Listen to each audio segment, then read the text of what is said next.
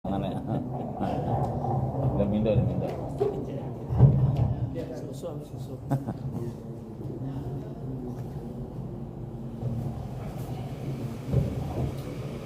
Assalamualaikum warahmatullahi wabarakatuh. Waalaikumsalam warahmatullahi wabarakatuh.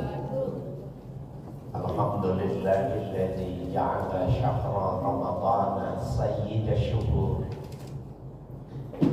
wa dha'afa fihi al-hasanati wal ujur. Asyhadu an la ilaha illallah wahdahu la syarika lahu man yashrahu sudur. Wa asyhadu anna sayyidana wa nabiyyana Muhammadan abduhu wa rasuluhu asyrafu amirin wa ma'mur.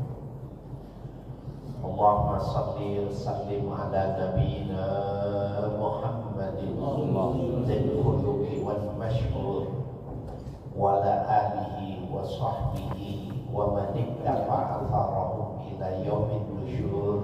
Amma ba'd. Bapak Ibu jamaah i'tikaf Masjid Al-Mujahidin rahimakumullah, berdoa di waktu malam yang didahulukan dengan membaca Al-Quran, ya, berzikir, tasbih, tahlil, tahmid adalah bagian dari yang menjadi syarat untuk menjadi manusia yang melakukan perubahan sosial, melakukan perubahan spiritual. Karena memang nanti pada akhirnya kita akan menutup dengan satu hadis bahwa qiyamul lail adalah syarat ya, untuk mendapatkan sebuah perubahan dalam diri kita. Saya akan berusaha untuk menerjemahkan secara mudah karena memang kajiannya ini kajian secara ilmiah. Begini, Al-Quran itu bukan satu-satunya firman Allah. Firman Allah yang pertama adalah Al-Quran, yang kedua hadis qudsi. Hadis qudsi adalah hadis yang Rasul menerima langsung dari Allah kemudian menerjemahkannya. Bahasa bagusnya mentranslate dari apa yang Allah berikan kepadanya dalam bahasa Arab. Nah, ini disebutnya dengan hadis qudsi. Nah, yang ketiga, Al-Quran mengatakan bahwa alam semesta ini adalah ayatullah.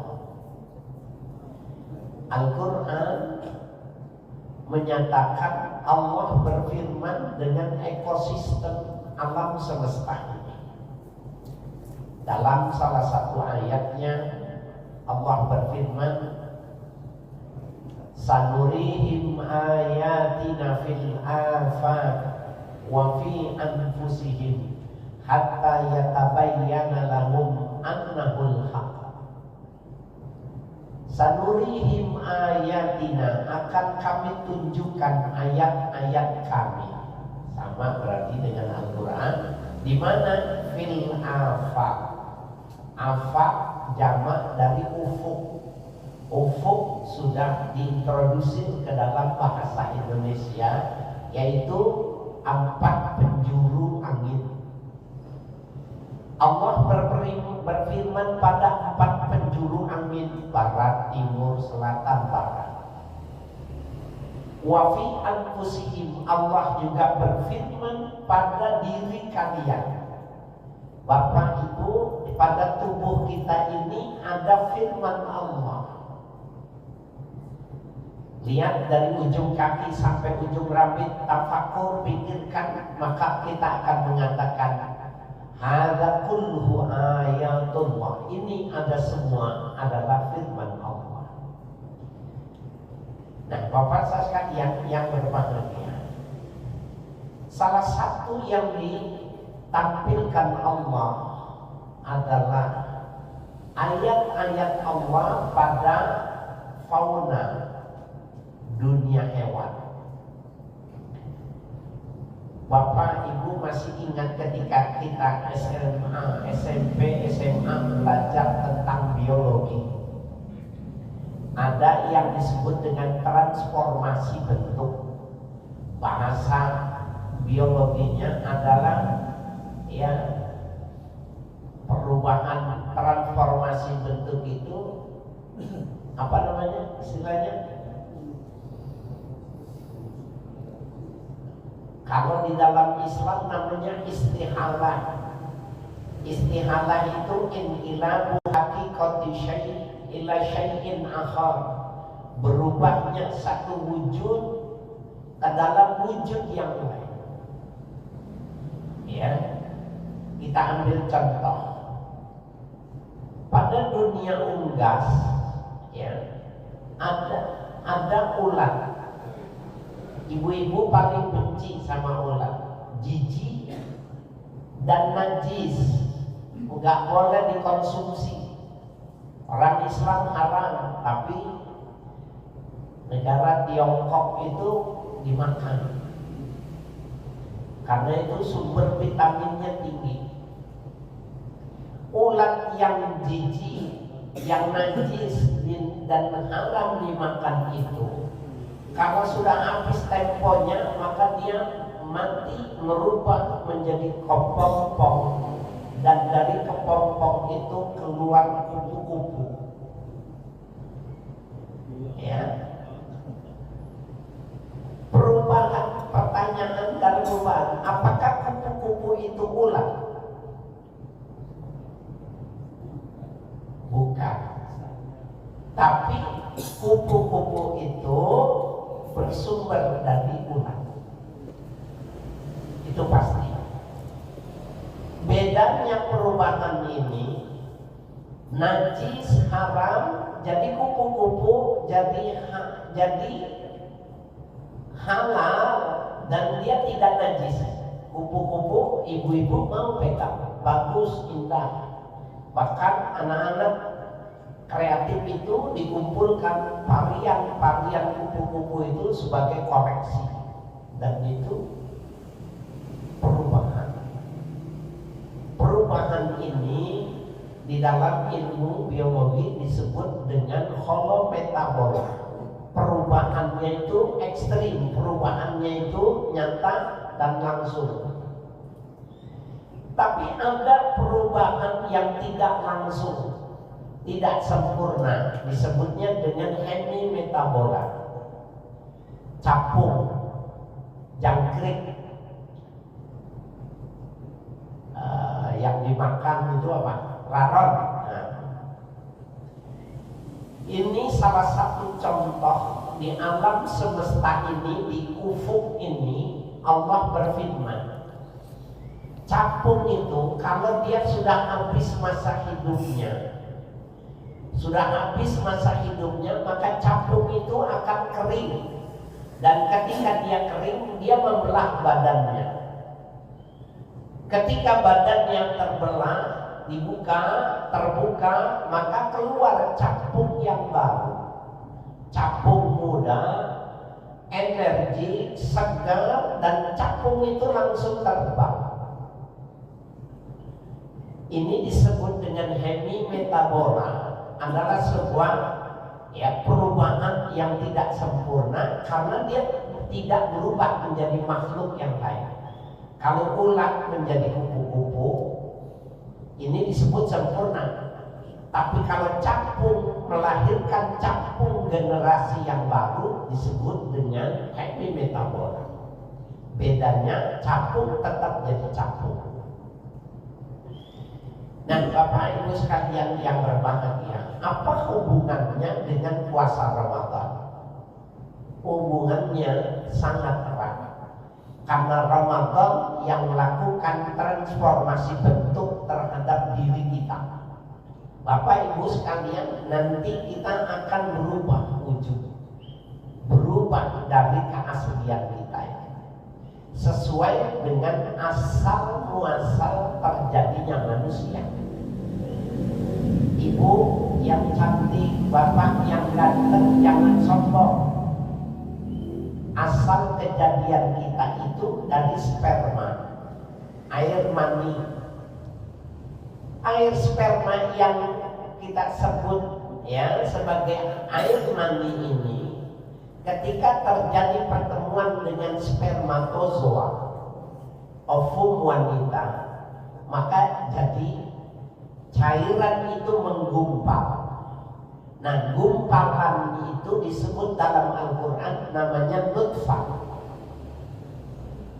Kemudian waja'alna nutfata 'alaqah, kami jadikan dari nutfah itu menjadi 'alaqah, segumpal darah.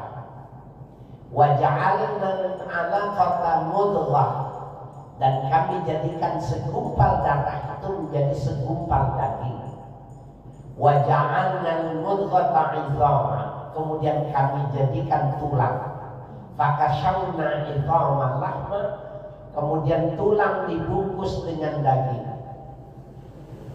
Ya, apa yang dimaksud setelah itu?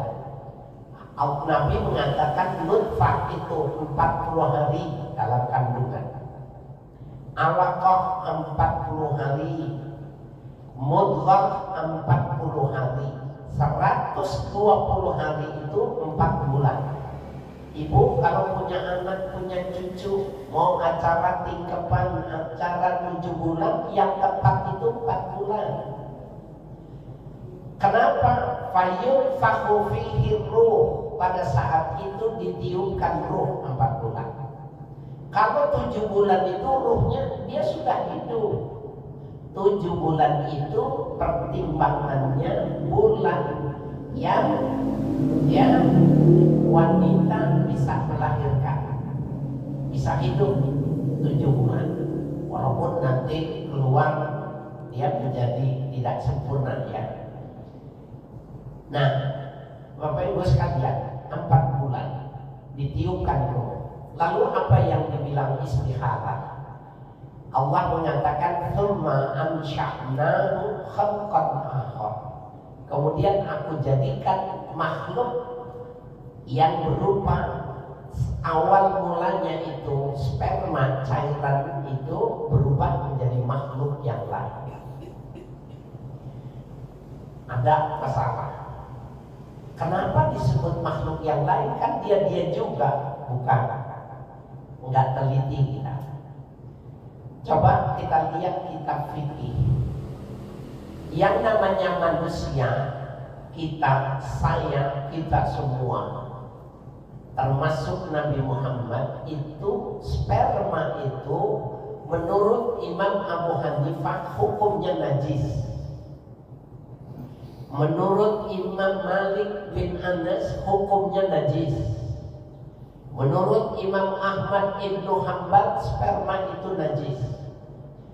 Ibu jangan terpengaruh di luar. Sekarang ada stem cell.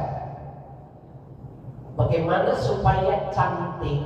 Kalau dulu orang menggunakan ya skincare, ya menggunakan skincare, ya maka serum yang digunakan itu tidak jauh menggunakan serum babi. Pipinya kenceng, ya ketuaannya itu hilang, mohon maaf, payudaranya karena punya anak itu kendor bisa kenceng kembali. Ini karena memang promo dari penjual serum itu mengatakan melihat buah dada istri 3 menit menambah umur kehidupan suami. Pernah dengar nggak? Maka orang berlomba bagaimana supaya kuat kembali, ya kencang kembali. Sehingga ketika dia mau melakukan dengan metode serum ini, dahinya kencang, ada babi, pipinya kencang, ada babi, payudaranya kencang, ada babi. Kalau suaminya malam ngelondit, sama saja ngelondit. Itu dianggap tertinggal zaman. Sekarang ada stem cell. Stem cell itu menggunakan organ tubuh, salah satunya menggunakan sperma. Terapi sperma hukumnya haram, nggak boleh. Tapi berapa banyak wanita yang memanfaatkan? Nggak penting haram, yang penting bagaimana kencang, bagaimana cantik. Ya, subhanallah. Itu mengapa wanita di luar masjid ini, jadi yang di dalam nggak termasuk, mereka itu senang dengan kepalsuan. Bapak kalau duda nyari istri jangan di medsos, karena wanita yang di medsos itu fotonya itu pakai filter. Saya punya kelompok karena saya tampil di TV, jadi saya perlu sharing ya. Dia senang nih wanita di luar itu kalau foto pakai filter, cantik betul. Giliran ketemu enggak cantik, enggak, bohong.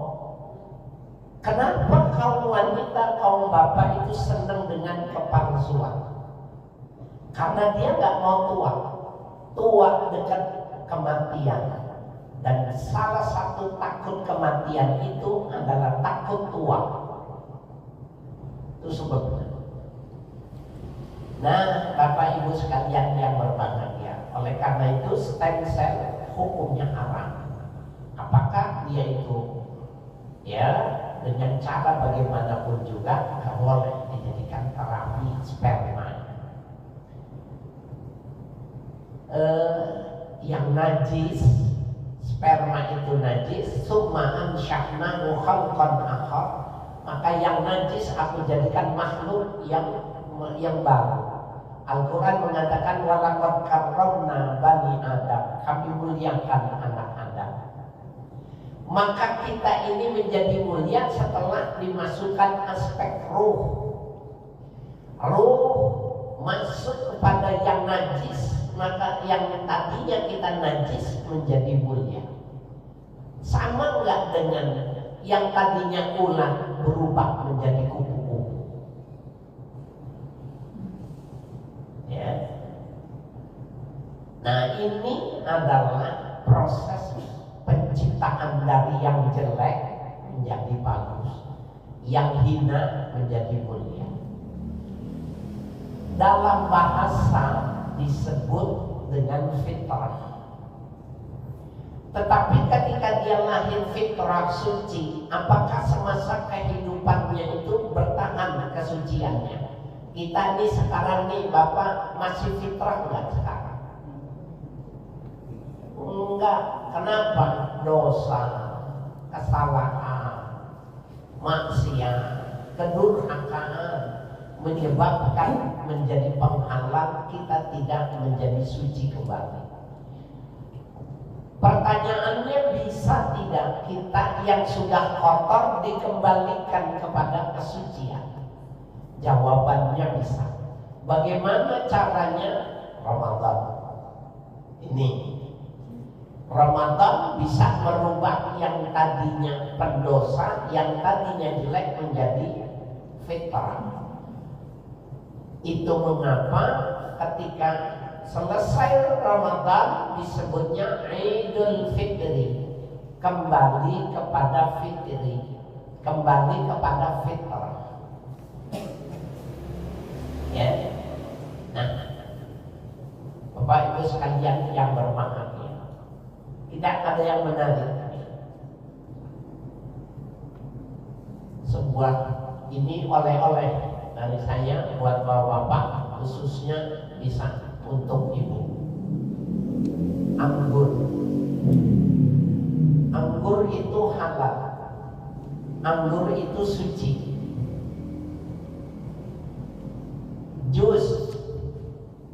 1 kilo kita jus, kemudian saring, buang ampasnya, masukin botol, tutup yang rapat. Asli ini, jangan dicampur air. Maka tulis di botolnya itu,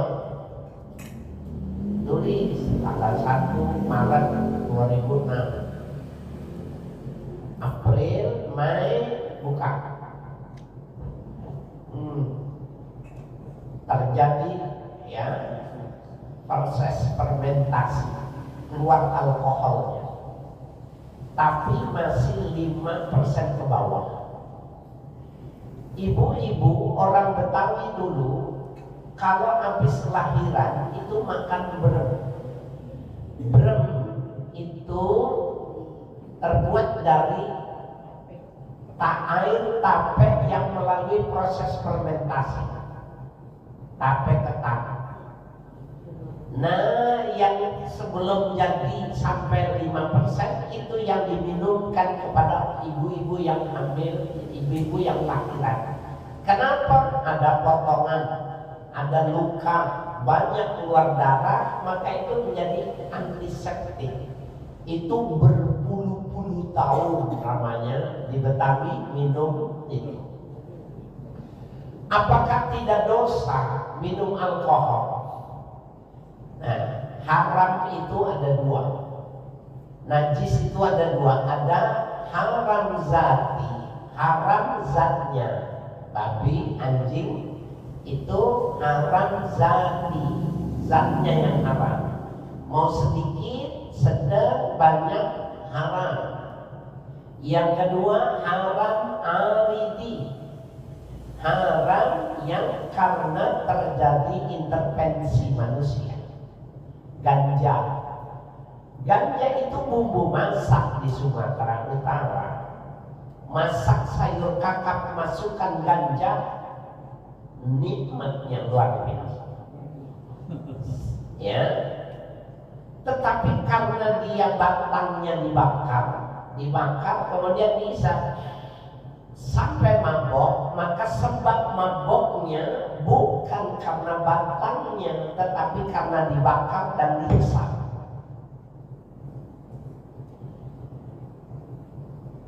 Bapak imam bawa ganja 1 batang, masukin di kantongnya, sholat sangat karena batang ganja dengan pensil, dengan pulpen nggak ada bedanya. Dia haram kalau dimakan. Aika aibon, apa itu? Lem. Sama anak-anak jalanan itu bisa nyimeng, bisa mabok. Apakah aibon ini najis? Bukan. Nah, alkohol seperti itu. Syekh Nawawi Al-Bantani dalam Kasifatus Syajah, kitab fikih, mengatakan boleh dan hukumnya halal meminum alkohol yang belum memabukkan. Bapak, kalau hari Kamis malam Jumat minum jamu kuat, ya, coba lihat, jamu kuat itu bubuk jamu, telur, kolesterol, kasih madu, dikasih AO. AO itu anggur obat. AO itu 1 gelas 1 gini, mabok. Tapi dia cuma 1 loki dicampur 5 bahannya diaduk. Mabok nggak? Tidak haram. Ya, tidak haram. Boleh. Oleh karena itu Bapak Syekh Nawawi mengatakan wa yusannu kitmanuha anil awam liyazunnu sunnah bagi yang meminumnya itu menyembunyikan, tidak berbicara dengan orang awam, karena orang awam mengatakan itu minum alkohol hukumnya haram. Jadi bapak mau minum pakai mau boleh, itu kajiannya. Nah bapak ibu sekalian, anggur yang tadinya suci halal, ketika proses fermentasi keluar alkohol sampai 100% memabukkan, terjadi istihalah, perubahan. Yang halal suci menjadi najis, halal hukumnya. Nih ya. Tapi kalau didiamin terus, nggak diminum-minum, maka dia nanti low alkohol, turun lagi, fayasiru khamran, dia bisa menjadi cuka, halal kembali. Najis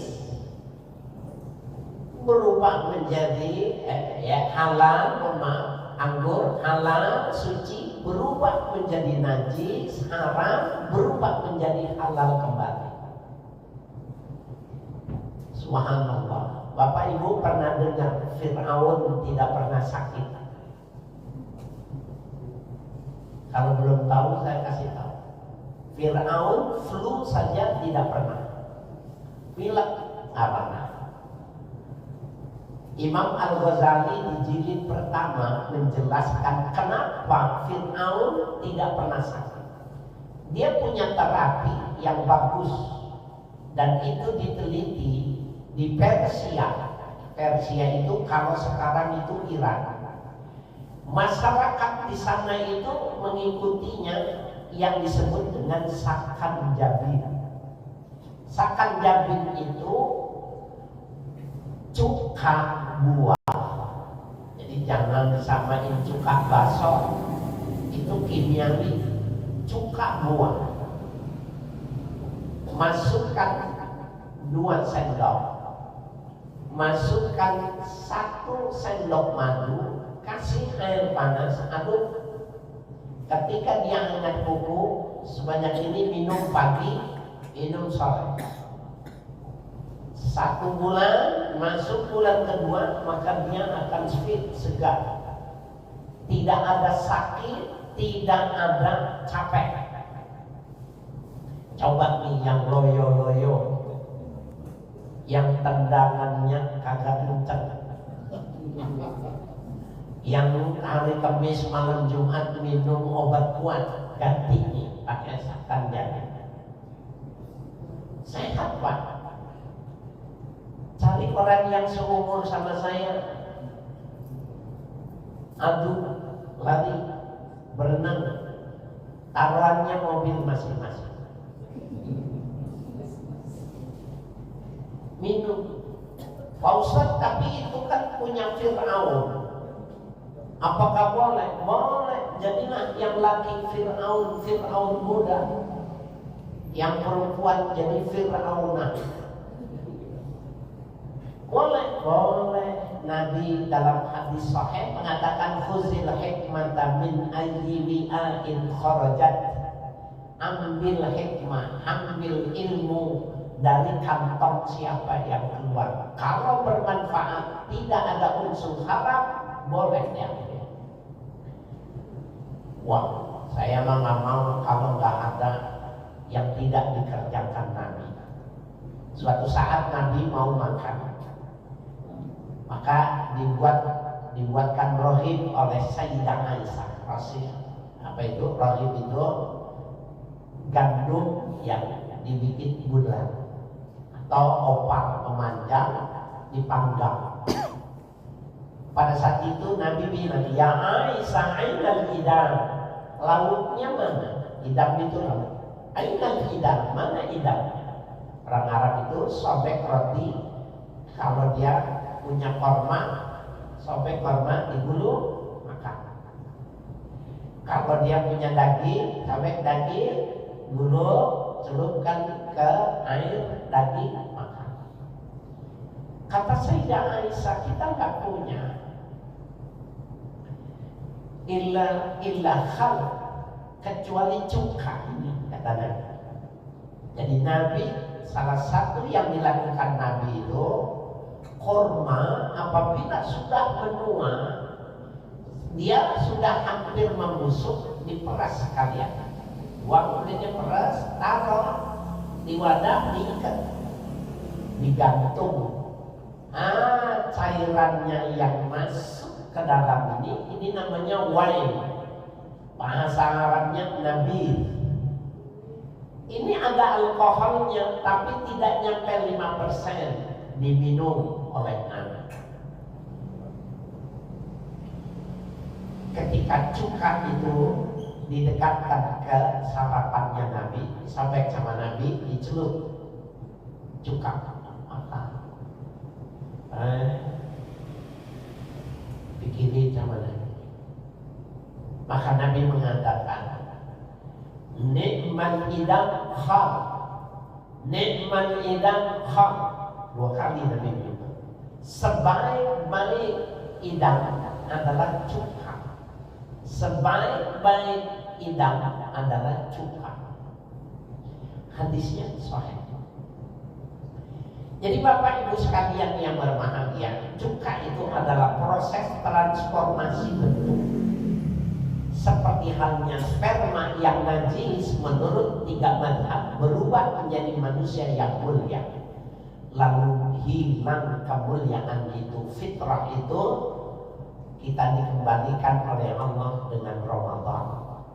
Sehingga di awal 1 Syawal maka kita disebut Idul Fitri, kembali kepada fitrah. Syaratnya apa? 2. Man shamahu, dalam Sahih Huzaimah, man shamahu, siapa yang puasa Ramadan, wa qama, orang yang sholat malam. Nih termasuk tarawih, Bapak tambahkan lagi di sholat malam. 2 syaratnya sudah terpenuhi. Imanan, karena iman kepada Allah, wahtisaban, dan malam minta balasan kepada Allah. Ibu jahit pakaian, setelah pakaian jadi dikasih sama ibu, tapi tukang jahitnya minta ihtisan, minta uang. Kita puasa fa'inamuni wa ana ajzibin, puasamu buat aku yang balas. Apa ihtisannya ini? Kharaja min zunubi, keluar orang itu yang 2 syarat itu dari dosa-dosanya. Kayaumi waladathu ummuh, seperti bayi yang baru dilahirkan. Bapak, besok 1 Syawal seperti bayi yang baru dilahirkan. Itu namanya ya'udu ilal fitri, kembali kepada fitrah. Ibu-ibu kalau suaminya tanggal 1 Syawal besok lebaran dusa-dusa, emang dia baru lahir kembali. Pegang aja palanya, baru lahir dia Pak. Emang begitu. Ya, ingetin tuh Bapak Ibu sekalian, dia kembali kepada fitrah, kembali kepada suci. Sampai Nabi mengatakan ada 2 ibadah yang disebutkan kayaumi waladathu ummuh. Yang pertama haji. Orang pulang haji dia seperti bayi baru dilahirkan. Yang kedua puasa. Sampai yang terbaik apa yang mesti dilakukan bagi seseorang ketika sholat Idul Fitri, pulang peluk istrinya, minta maaf, titipkan anaknya, mati, paling bagus. Bapak mau, bagus. Ya, ibu mau, kita doakan, nanti saya ikut sholat jenazah. Yang ngomong bukan saya, Nabi. Itulah sebaik-baik kembali kepada fitrah. Coba kalau kita hidup, mulai tuh si Anu bajunya bagus tadi sholatnya, tapi kayak lepet, mulai lagi dosa lagi, dosa lagi. Nah, sampai tahun berikutnya disucikan lagi. Mudah-mudahan ada manfaatnya. Assalamualaikum warahmatullahi wabarakatuh.